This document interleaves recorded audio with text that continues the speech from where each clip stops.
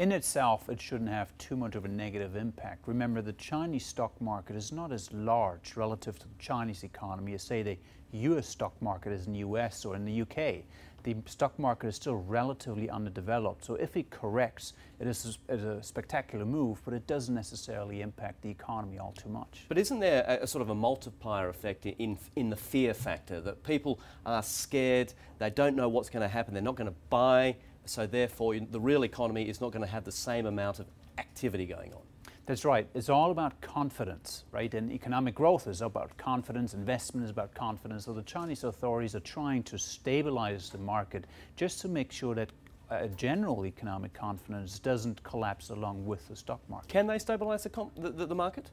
It's very hard, and the judges are still out on that, because we see in the last few days very high volatility, but there's a struggle here between the sellers, the forced sellers, and those who are trying to stabilize the market. And we need to see when the dust settles in a week or two whether the Chinese were actually successful in that. Sounds to me like you're not convinced that the Chinese central government can control this. Ultimately, they can go for the nuclear option and just buy all the stocks that are out on the market. But they haven't done so because, in part, they don't want to necessarily undermine the market mechanism all at once. But there is certainly the need here to do something to reassure investors, so there's no panic sell in the market and snowballs into something bigger. Let's talk about the reaction, the response by the central authorities. They have responded, and they've responded strongly, and it hasn't worked. They have failed. Does Beijing now have a credibility crisis, and how big a problem is that for them?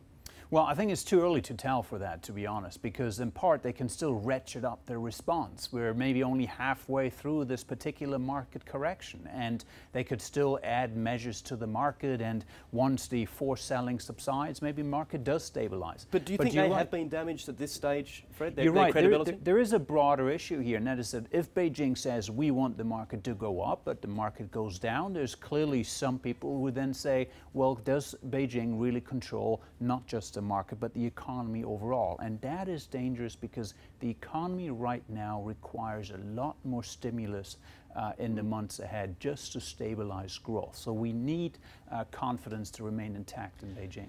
Beijing has been very keen to move towards market reforms, to move towards a market which is sort of worked on by fundamentals. Let the markets decide. Yet here they are intervening enormously. Why don't they let this just play out? Let this wash through the system, make people realize this is what happens in real stock markets. Well, at times, if you have financial stress, and this might be one of these episodes, the government does need to step in and calm the nerves through intervention. We saw it in Hong Kong, which is a bastion of free market economics. But we didn't see it in the US as well. Well, we didn't really see it in 2008 in the markets in the US, in Europe. I mean, China's playing to a different rule book, isn't it?